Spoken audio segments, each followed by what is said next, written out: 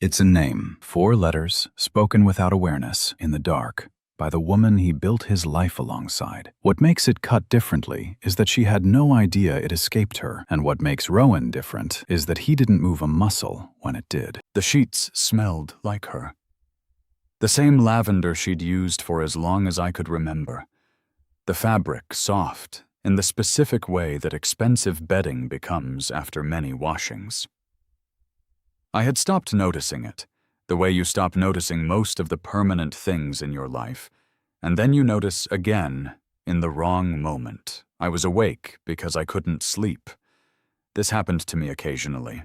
Not insomnia, nothing as dramatic as that. Just an awareness at 2 in the morning that my mind was still running a quiet process I couldn't shut down. I lay still in the dark and listened to the house settle around me. Isolde had her back to me. The clock on the nightstand read 2:14 a.m. The only sound was the low refrigerator hum 2 floors down. Then she shifted in her sleep, a small exhale, a repositioning of her shoulder, and said a name. It wasn't quite said. It was softer than that. Somewhere between a sigh and a syllable, the way a word becomes when the mechanism of sleep relaxes all the usual controls. But I heard it. I had good ears. I had always had particularly good ears. Conrad. She said it the way you say the name of something you've been missing without admitting you miss it. I did not move. I kept my breathing exactly even. I stared at the ceiling and felt the sound settle into me the way cold water settles into dry soil, slow and complete and permanent. I did not wake her. I did not ask. I lay there for a long time, cataloging. Conrad. Not a common name.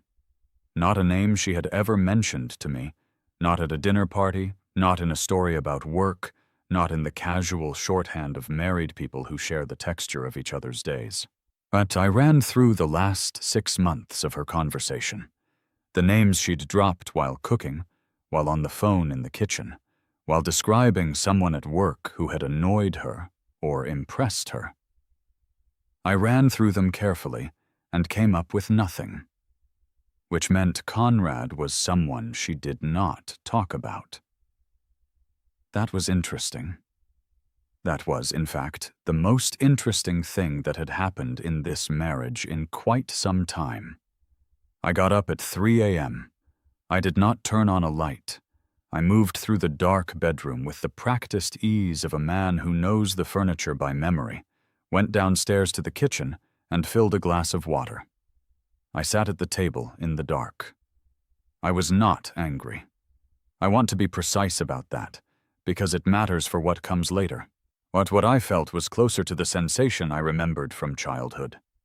Finding a loose board in a hallway I'd walked down every day for years, the slow recognition that the thing I had been walking on for so long was not quite as solid as I had assumed. It was not panic. It was closer to a kind of recalibration.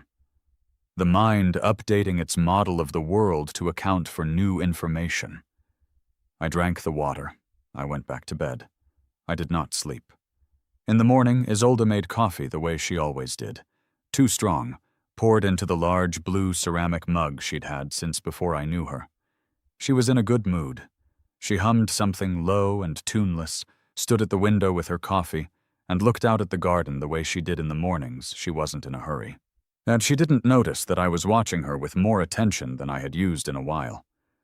I ate my toast. I asked if she'd slept well. She said yes, actually. Really well. She smiled, and the smile looked genuine, which told me she had no memory of what had come out of her in the night. She didn't know. That was the first data point. She didn't know she'd said it. I drove to work at Thornfield, the consultancy I'd built over 11 years in an office building that always smelled, on Monday mornings, like coffee someone else had brewed, and the particular cologne of a man on the 2nd floor I'd never liked. I parked in my usual space, sat in the car for 3 minutes before going inside, and then got through a 9 o'clock client call and a 2 o'clock internal review without thinking about the name once.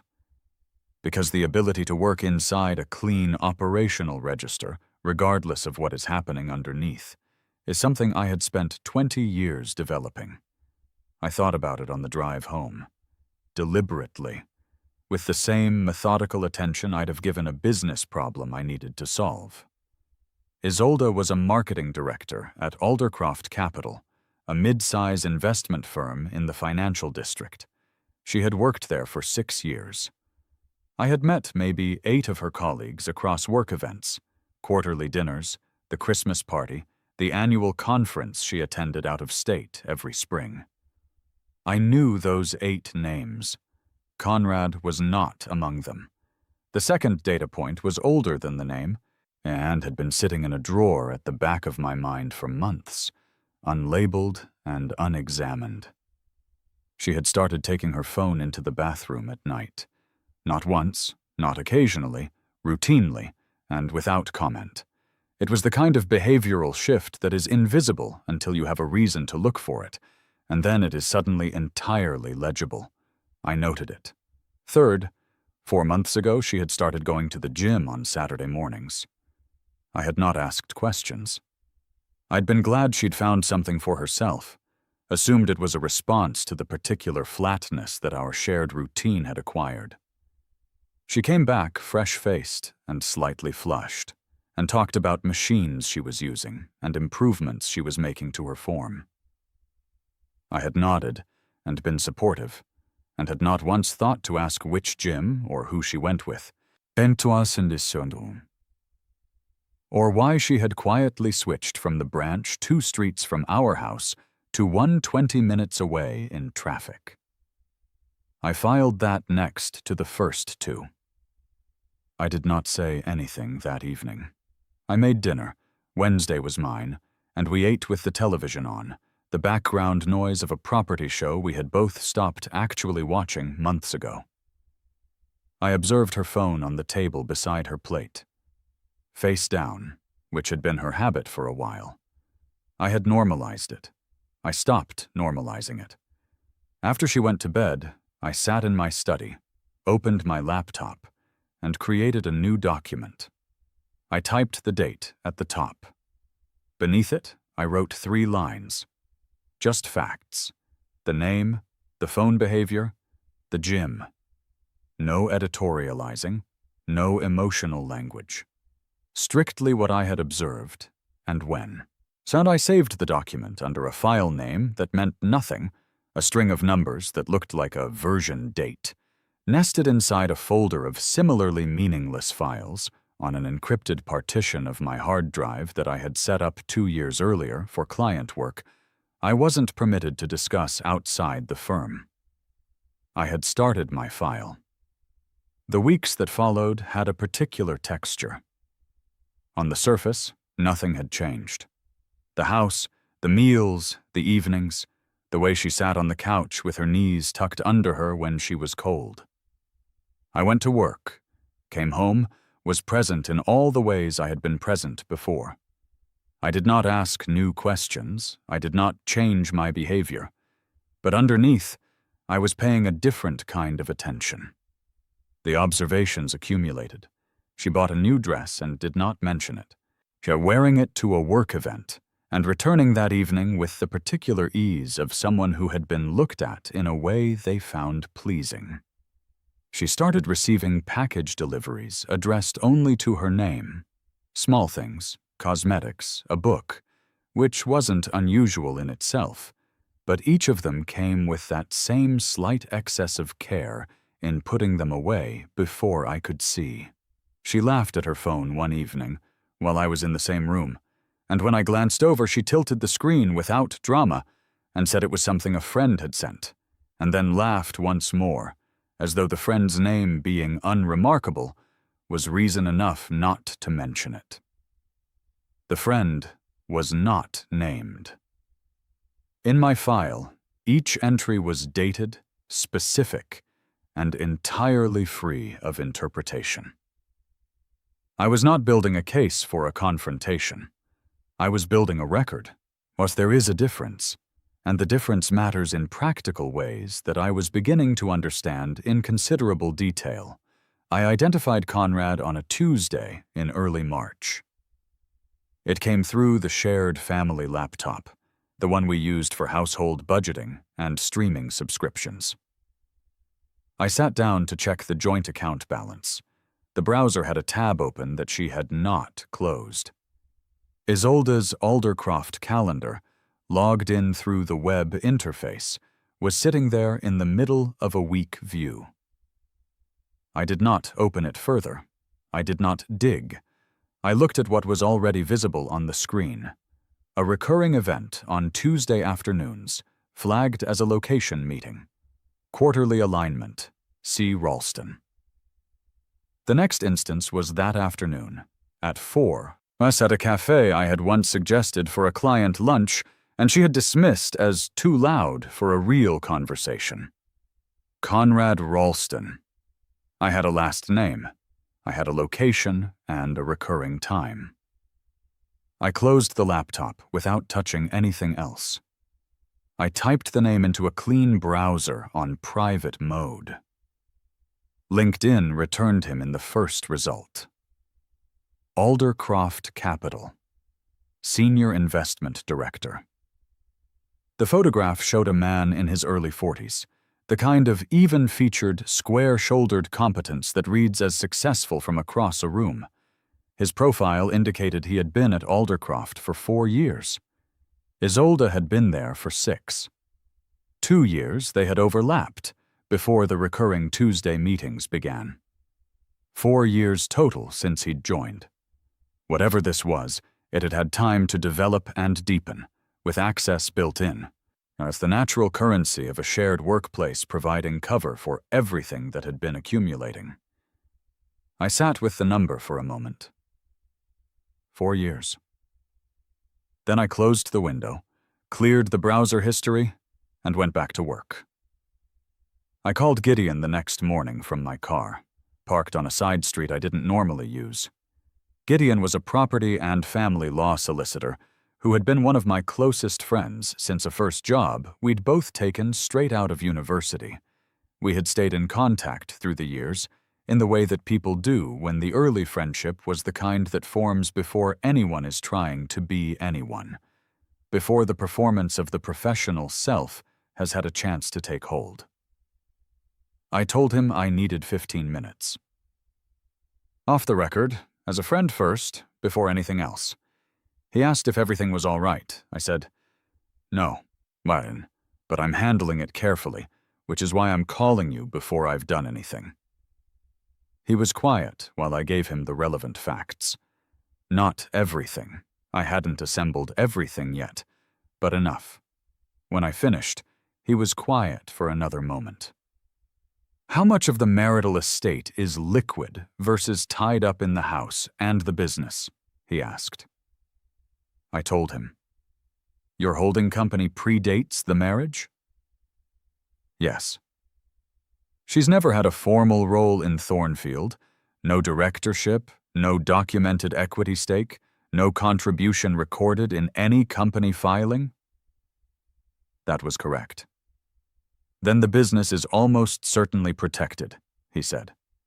"The asset that's going to be contested is the house, especially if the down payment split isn't formally documented anywhere meaningful." I asked him what he would do in my position, and he said, "Talk to a financial advisor before you talk to a divorce lawyer. And I mean a different financial advisor from whoever you're using jointly, because if they have any relationship with her, you're not going to get a candid picture. Get the full financial landscape clear before you make any moves. Some things are dramatically easier to arrange before formal proceedings begin than during them." I thanked him. I told him I would be in touch. I drove to work with a clearer sense of direction than I'd had since the night I'd lain still and listened to her say a name in the dark. The financial advisor I chose was Elena, and she had been referred by a Thornfield client, a partner at a mid-size private equity firm who had used her for his own restructuring a few years back, and described her with the specific quality of praise that experienced people give to someone who had protected something for them. Her office was on the western edge of the city, well away from the financial district, well away from Aldercroft, well away from any institution where Isolde had a relationship. I made the appointment in my name only, on a Tuesday when Isolde had the recurring meeting with Conrad Ralston. Elena had the compressed efficiency of someone who had been in this profession long enough to encounter most human situations without being moved by them. She didn't ask about the marriage. She asked about the assets. I appreciated the distinction. But we spent nearly 2 hours together. I had brought documentation, the Thornfield Holdings structure, the founding date, the personal investment accounts, the joint account records, the mortgage instrument, and the property deed. She went through everything without rushing. Her assessment, delivered at the end, was careful and direct. Thornfield Holdings and everything beneath it was ring-fenced. It predated the marriage. Isolde had no formal stake in it, and there was no documented argument that her income or domestic contribution had materially funded its development. The personal investment accounts in my sole name were mine, though they would need to be declared in any proceedings. The joint accounts were shared, and any significant withdrawals from them before proceedings began would be scrutinized and could be characterized as dissipation. The house was the most complicated variable. "The down payment," she said. "You said you contributed roughly 2/3 of it." "From a Thornfield business account," I said. "The transfer is on record." She wrote a note. "That's important. The paper trail exists, which is more than most people have.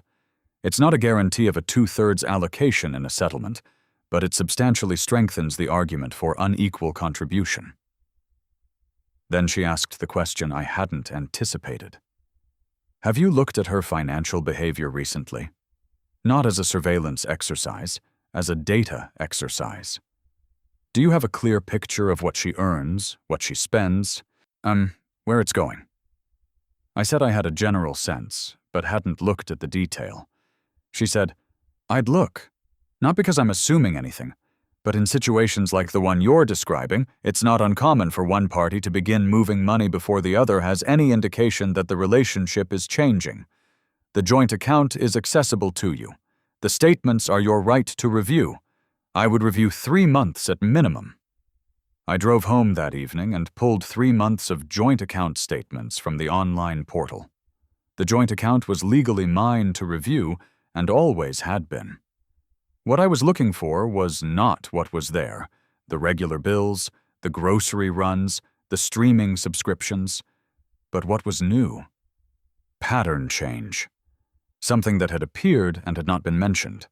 I found it in month 2.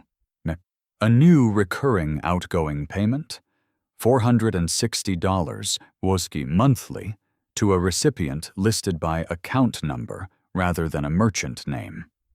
Most automated payments show a trading name, a registered business, something human readable. This one was opaque, just the number, just the amount, repeating for 11 weeks.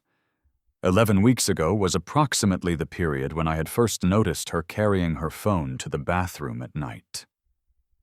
The timing was not coincidental. I did not need it to be coincidental. I photographed the statement with my phone, added it to the encrypted file. What I want to explain about the process of building that file over those weeks is what it was doing to me in ways beyond the practical. I had been, since the night I heard the name, in a state of sustained, low-level alertness that had no clean outlet. Yet the file gave the alertness a shape. Every evening, I sat down and made a new entry, added a new piece of documentation. I was converting the alertness into something useful, something that would serve me later. It was also, in a way I hadn't expected, keeping me from acting before I was ready. There's a version of this story in which a man hears his wife say another man's name in her sleep and does something impulsive, wakes her, accuses, forces a confrontation that she is better prepared for than he is. I had no interest in that version. In that version, she has the opportunity to manage his emotional response in real time, and she was very good at managing responses. I had watched her do it in other contexts for years. In that version, he also finds himself in a proceeding without documentation, without financial preparation, without any of the groundwork that the next months were quietly laying. I would not give her that version. March moved into April. I started sleeping better, which surprised me at first. I came to understand it as something simple. I had stopped lying in the dark, being uncertain. I was certain. The certainty was the worst possible kind. But resolution is its own quiet comfort, even when the resolved truth is ugly. The uncertainty had been making me sick, in a low-grade, unlocatable way, and the certainty, held privately, documented carefully, had replaced it with something more stable.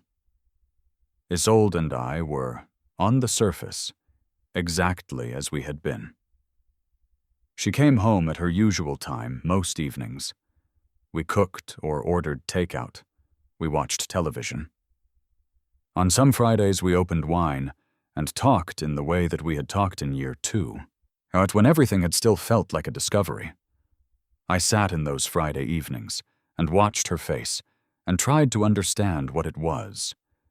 Whether she was feeling comfort, or performing it, or guilt managing, or genuinely not thinking about what I knew. I could not tell. The inability to tell was itself a kind of answer. She was good at the surface. So was I. We had perhaps both been performing the surface for longer than either of us had admitted. There was one more thing I needed to confirm before I handed the full picture to Gideon. I had not followed her. I want to be clear about that. I had not hired anyone. I had not stationed myself outside a restaurant or a hotel. I had made a considered decision in the early weeks that surveillance felt like a position I did not want to occupy, not morally particularly, but practically. Yes, it would make me feel like someone I didn't recognize, and the version of me that could function well through this process was a version that recognized himself. I already had enough to know the truth. The photographs, the hotel receipts, the visual proof, I didn't need them. But there was one thing I wanted to see for myself. I wanted to see him in the same room as her when I was in the room too. Not to confirm the affair. I was long past needing that confirmed. But to understand the weight of it from the outside. Whether the people around them could see it. Whether I had been the only one not looking. Aldercroft Capital held a quarterly client reception. These were semi-public. Industry contacts, partners, a handful of clients.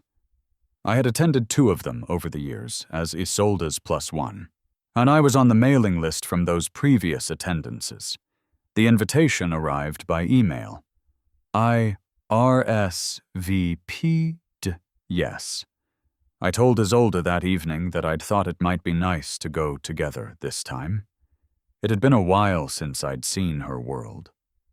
She processed that for half a second, a fractional delay, the kind that only reads if you're watching carefully. Then said that would be lovely.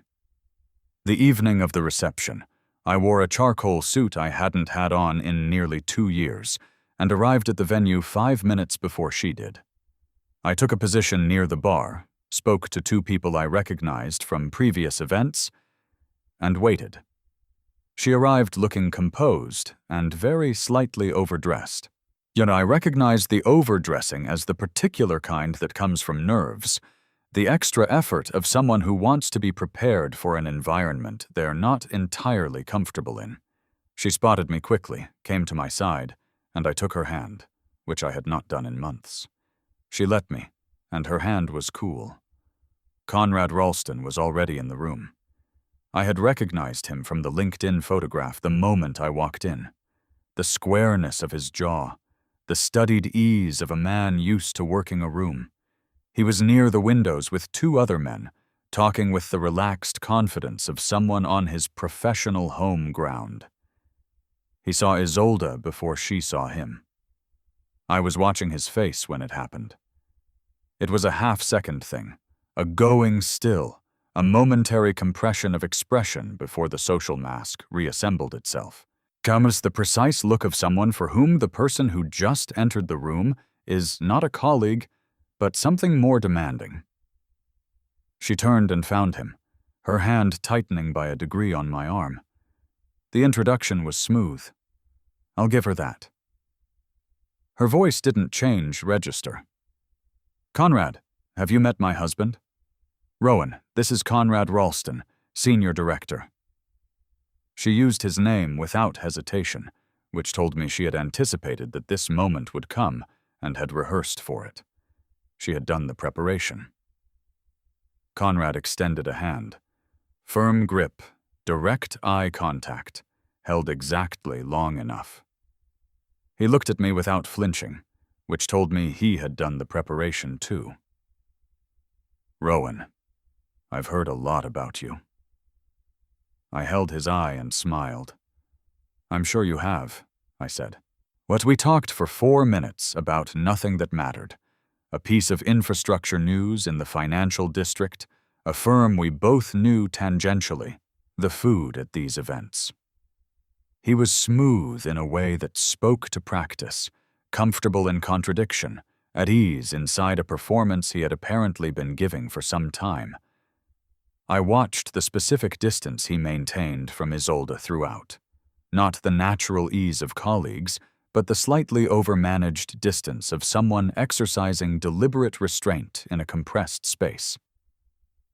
At one point, she said something dry about the host's choice of canapés, and he laughed, a genuine laugh, not the polite kind, the kind that belongs to someone who has spent a great deal of time in the company of the person who made the joke. An intimate laugh, practiced into invisibility. I had what I came for. And I drove us home, and we talked about the event the whole way. She was more animated than she had been in weeks, the particular brightness of someone who has navigated something successfully and feels the release on the other side. She said the right things about the right people, and mentioned Conrad Ralston once more, with the specific casualness of someone dropping a name they have decided should be easily droppable. He's one of the better ones there, actually. Reliable. Follows through. He seemed like it, I said. She looked at me for a moment. I watched the road. I called Elena the next morning and asked her to trace the unidentified account number from the joint statements. What she had contacts who could run a business registration search without anything that required formal legal process. Just entity identification if a registered structure existed on the other end of the payment. She called me back 3 days later. The payment was going to a joint LLC registered 18 months ago in this state. No public-facing presence, no website, no trading activity visible externally. 2 registered members. She read me the names. Conrad Marcus Ralston. Isolde Amara Voss. I did not say anything on the phone for a long moment. The office was very quiet around me. I was aware of the quality of the air in the room. Recycled, faintly stale, the kind of air you stop noticing until you are trying to stay very still. Can you send me the registration document to the email I gave you? I said. She said she would, but I thanked her, ended the call, and sat in my chair. I looked at the middle distance for approximately 7 minutes. I did not move. An LLC. Not just an affair, a parallel financial structure. A company established jointly, with joint membership, receiving regular monthly payments from the account I contributed to.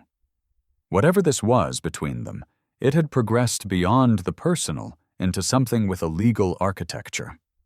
She had been building something with him, funding it from our shared money, quietly, for over a year. The focus anger I had been converting for 2 months arrived, briefly, as something different, sharper than focus, more specific than strategy. I let it be there for as long as it needed to be there. Then I filed it. I messaged Gideon that evening, ready to move to the next stage, and he responded within the hour. Monday morning. Bring everything. The weekend before that Monday had a particular quality. Isolde baked, which was what she did when she needed to manage something in herself. Stress, anticipation, any feeling that needed a physical outlet. The house filled with the smell of brown sugar and warming pastry. I sat in the kitchen with a book I was not really reading and occasionally said something about it, and she hummed and measured and stirred and was, for a few hours, very simply the woman I had once thought I knew entirely. I had expected this to be harder. I had thought the domesticity, the smell of her baking, the ordinary Saturday warmth of the house, all of it would sit on me like weight. But I had been grieving for 2 months by that point, and in the careful way that you grieve when you have to stay functional. The acute phase had already passed. What I felt in the kitchen that Saturday was closer to a lucid sadness. Not the sharp thing, just the recognition that something had been real and had been allowed to become something else, and that neither of those facts erased the other. She put a plate on the table beside my book without saying anything. I thanked her. I ate what was on it. I slept without difficulty. Monday morning. Gideon's office smelled like institutional carpet and printed paper. I sat across from him and drank bad coffee from a machine in the hallway while he went through the file I had brought. The printed document, Elena's LLC findings, 3 months of joint account statements, the down payment transfer records, the timeline I had assembled with dates.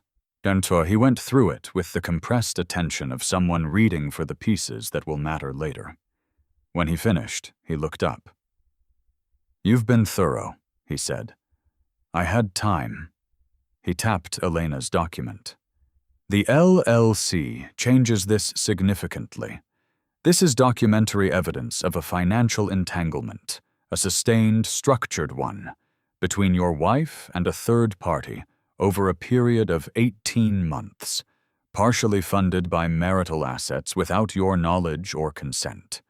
In most jurisdictions, this is no longer treated as a factor in fault-based proceedings, but it is absolutely treated as evidence of financial misconduct within the marriage. That changes the asset division calculus considerably." I asked about the house. He said, "The down payment records are the strongest piece. Peso, if you have a documented transfer from a business account you solely owned at the time of purchase, and you've told me you do, that's the foundation of an unequal contribution argument. With the LLC as additional context, her negotiating position is going to be substantially weaker than a standard 50-50 claim." He said, "Open a personal account today. Not tomorrow. Today, we begin the petition, and I want to talk about the IP valuation." The IP valuation was something I had not considered until Gideon raised it, and I was immediately grateful he had. His thinking: Thornfield Holdings was protected as a pre-marital asset, but the audit tool, the proprietary methodology I had developed in year 7, the one clients paid significant licensing fees to use, had been developed during the marriage. And her income had been part of the household during that period. If her legal team argued that marital income had indirectly funded the development of this tool, without an independent valuation predating the filing, there would be an opening to contest it. I called Pascal that afternoon. He had been my accountant at Thornfield for 9 years. One of a very small group of people in a professional capacity I trusted unconditionally. He listened to what I told him with the unhurried attention of someone who has heard most things and been shaken by very few of them. He asked 2 clarifying questions. Then, the audit tool. When did development start? Year 6 of Thornfield, I told him. Year 2 of the marriage. Then there will be an attempt, he said. It's weak, but they'll try it if they can. You need an independent IP valuation that establishes the development history and the commercial value as they exist today, formally submitted before you file. If we have the valuation in hand first, anything she argues afterward is responding to a number we already put in the room. He was right. I had not thought of it. We arranged the valuation for the following week, conducted by a firm that specialized in technology IP. I paid the fee from the new personal account I opened that same Monday afternoon, at a bank I had never used before, with a deposit from a personal investment account, not from the joint account, not from Thornfield revenues, from a source that was unambiguously mine alone. The account number went into a new section of the file. The weeks that followed had a rhythm that was different from the weeks before. Until previously I had been observing and documenting. Now I was acting, but acting in a register that was entirely invisible from the surface. I restructured Thornfield's revenue distribution. This was not a sudden change. It was a normalized administrative adjustment, moving my portion of the monthly management fee to the new account, rather than to the joint account where it had previously landed. I did this gradually, over 2 pay cycles, following Pascal's advice on how to sequence it, so it looked like an internal restructuring rather than a sudden withdrawal. Which is exactly what it was. It just needed to look like something a managing director does routinely rather than something a man does when he is preparing to file. Clean hands. That phrase had become a kind of discipline. And I also had a quiet conversation with the estate agent I used professionally, a woman I had worked with on a commercial property matter for Thornfield a couple of years earlier, someone who had no personal connection to Isolde. I asked her to prepare a private market valuation of the property. Not a full listing, not a formal appraisal for a proceeding, just an independent written assessment of the current market value, on record. She delivered it within 10 days. The number was somewhat higher than I had expected, given what we had paid 5 years ago. The property had appreciated. The amount I stood to recover from a properly argued contribution-based division had increased accordingly. I added the valuation to the file. All of this, the accounts, the IP valuation, the estate agent assessment, plus the restructured distributions, was entirely legal. Not a single step involved money I didn't have the right to move, documentation I wasn't entitled to hold, or an action that crossed any line. That was the whole point. I had been meticulous about staying inside every right I actually had, and not reaching for anything I didn't, because the moment you overreach in this kind of situation, you hand the other side a story about you rather than a story about them. My story was going to remain very simple. I found out. I prepared carefully. I left. 2 weeks before the morning I walked out, I began moving things from the house to a storage unit I had leased on the other side of the city. I did this on mornings when Isolde was at work, a few items at a time, and in quantities that would not leave visible gaps in the house she would come home to each evening. The vinyl records first, 3 crates of them, put into cardboard boxes and carried to my car over 3 separate mornings. The books that mattered to me, the tools from the garage workshop, the second hard drive, my personal papers, passport, documents, anything that was formally mine and that I did not want to navigate retrieving later from a house where the atmosphere had changed. I left her things exactly as they were. I left the shared things exactly as they were.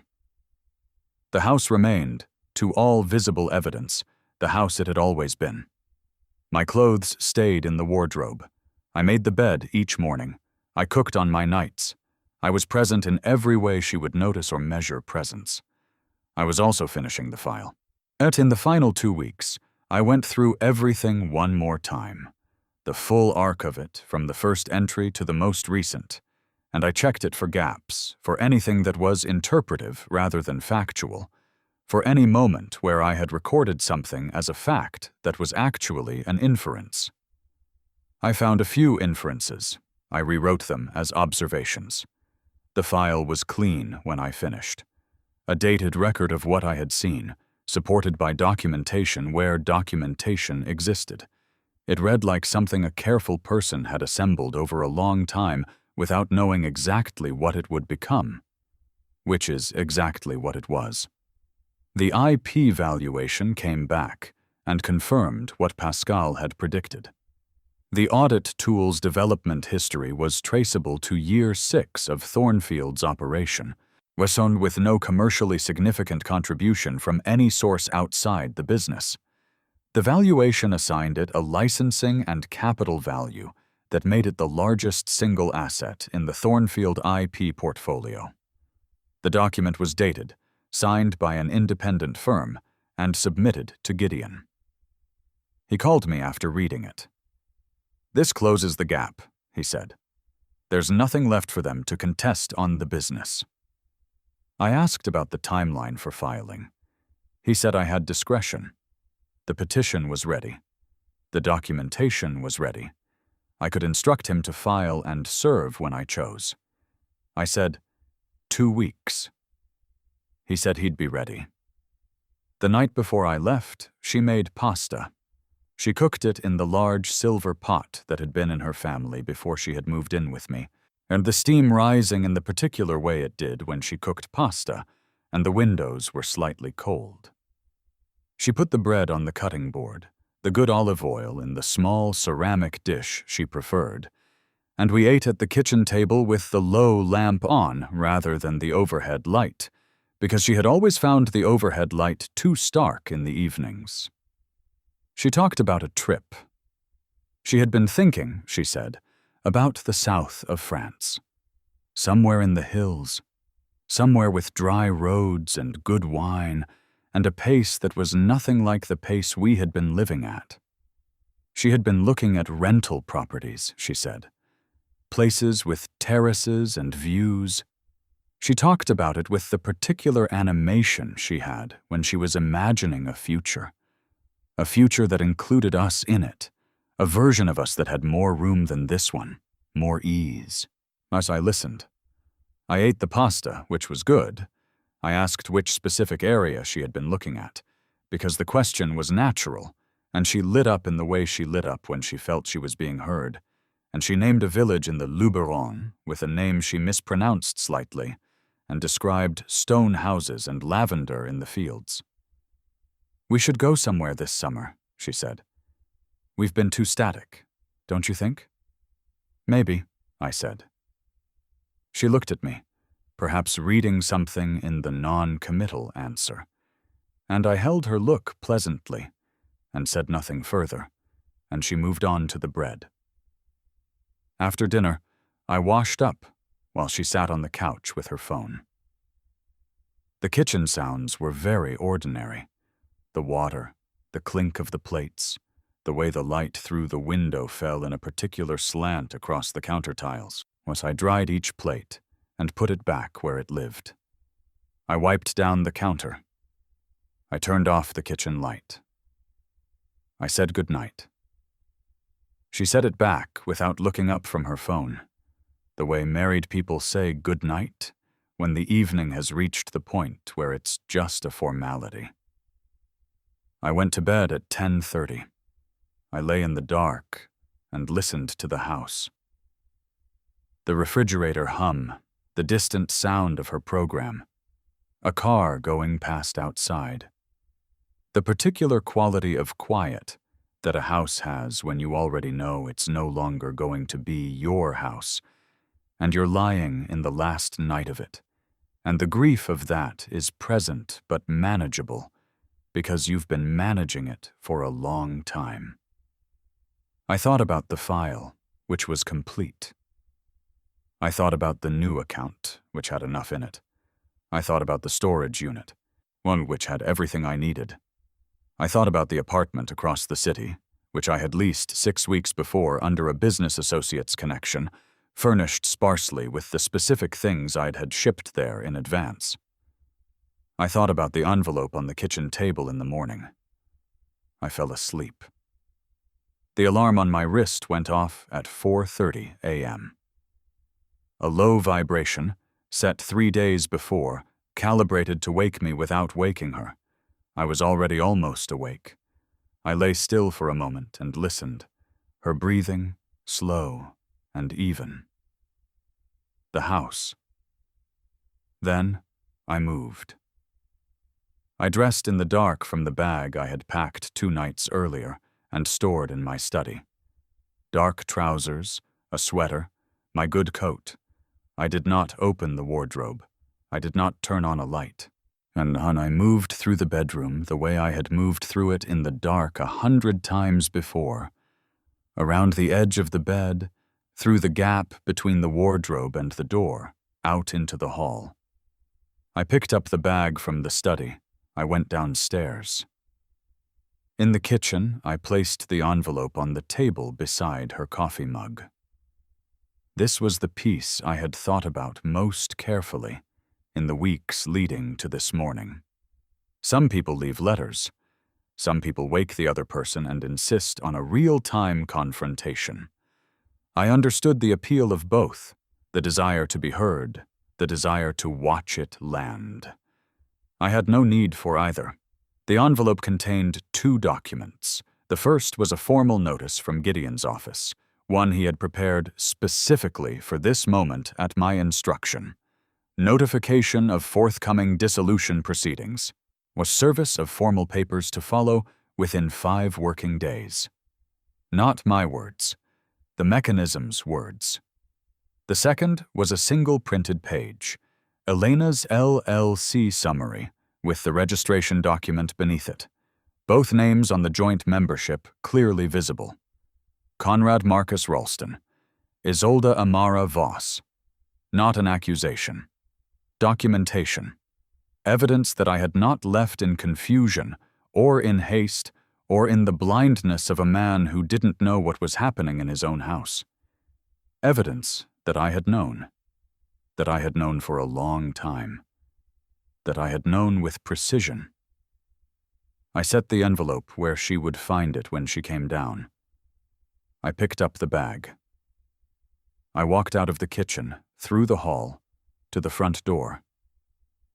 I opened it quietly. The specific cold of 4:47 a.m. settled around me immediately, sharp and damp, the smell of early spring and wet pavement, ere the sky a dark, bruised blue that was just beginning, at the very edge of the east, to think about lightning. The street was entirely empty. My car was 2 blocks away, where I had moved it the previous evening, parked outside a building that was not ours. I pulled the door closed behind me. I walked the 2 blocks. My footsteps were the only sound.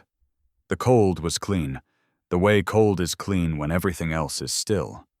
I unlocked the car and put the bag in the back. Sat in the driver's seat. Did not start the engine.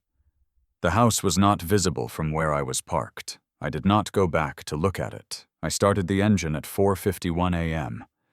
Gideon filed the petition at 9 that morning.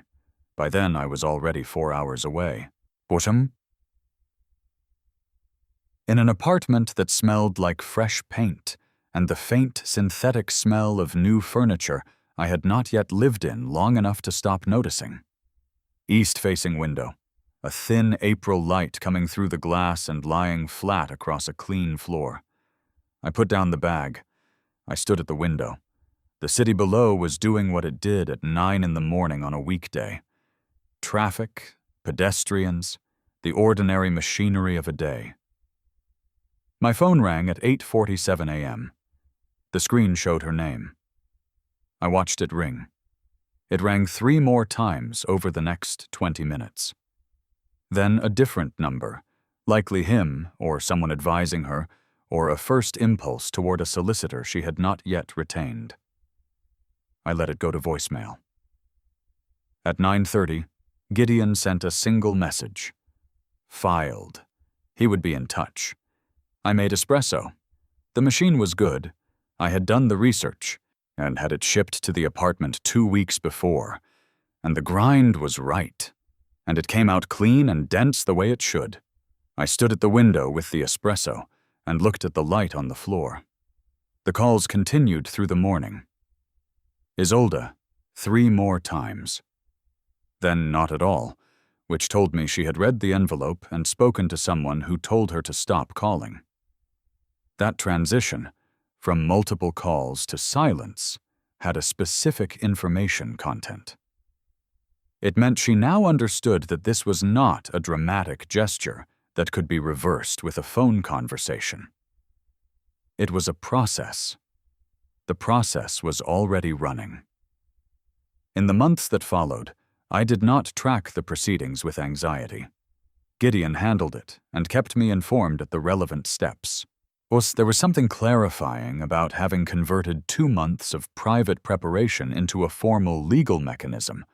The clarity of knowing that every piece of documentation I had assembled over that time was now doing its work inside a process designed exactly for it. The LLC was the cornerstone. When Isolde's solicitor reviewed the financial discovery, and they did, within weeks of being retained, they found it there, unambiguous. A registered entity, 2 members, 18 months of operation, funded in part from the joint account. There was no framing that made it something other than what it was. A financial structure she had built with the man whose name she had said in her sleep. Pascal's IP valuation closed the Thornfield question before it was fully opened. Her solicitor made a preliminary inquiry about the audit tool in the first round of financial disclosure requests. Gideon submitted the valuation. The inquiry went quiet. The house was sold 4 months after the filing. The argument for unequal contribution, the down payment records, the documented transfer from the Thornfield business account, resulted in a negotiated split that reflected the original 2/3, 1/3 division more closely than any standard formula. Isolde's solicitor contested it for 2 weeks before the LLC's presence in the proceedings made the negotiating position too costly to maintain. She had, as Gideon had predicted, less moral ground to press hard from when her own financial activities during the marriage were fully visible in the disclosure documents. She received what the documentation supported. Not more. The personal investment accounts were divided under the standard rules. I had planned for this. It was a concession I had pre-accepted and set aside from everything else. Not contested. Just resolved. The joint account funds were distributed, with the $12,000 traceable to the marital account, the sum that had been diverted to the LLC, deducted from Isolde's portion. The LLC itself came to very little. Some nominal investments, $12,000 in deposits, no significant growth. Whatever she and Conrad Ralston had imagined building together, it had not yet become the thing they imagined. Whether it would or wouldn't was no longer anything to do with me. I did not think about him. I found, repeatedly when I tried to locate any feeling about Conrad Ralston specifically, that I had very little. So he had made choices. She had made a marriage. The marriage was the thing that had been real, and the thing that had been slowly unmade, and he was only relevant as evidence of the unmaking. Without the unmaking, he was no one to me. With it, he was still not particularly interesting. The apartment became my home in the gradual, unsentimental way that apartments become homes.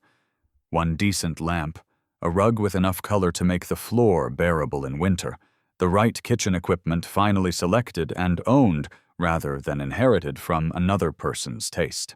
I cooked dinner for myself most evenings, and found that I was apparently quite good at it when I was cooking only for someone who knew exactly what he wanted. I ran through the city in the mornings, when the light was still low and the streets were quiet. And I found that the particular quality of silence in a city at 6 a.m. was something I had been missing without knowing I was missing it. I worked on Thornfield with a focus that surprised me, given everything. The audit tool had a new client base I had been cultivating for 2 years that was now beginning to convert, and the revenue trajectory for the year was better than it had been in 3. Pascal watched the numbers with the quiet satisfaction of someone who had always thought the business was worth more than the distraction of the years had allowed it to show. I did not date. The wanting would return in its own time. I was in no hurry. 6 months after the morning I had walked out into the cold and the bruised pre-dawn sky, I sat at the desk in the east-facing room of the apartment with a coffee beside me, reading through a Thornfield proposal for a new client engagement. The IP valuation work. The specific mechanism of a business that had been cleanly separated from a marriage and was now demonstrably, documentably, its own thing. The light came through the window the same way it had on the first morning. Thin, even, unremarkable. My phone was face up on the desk. I had stopped putting it face down at some point in the months since I'd left. I didn't remember making the decision.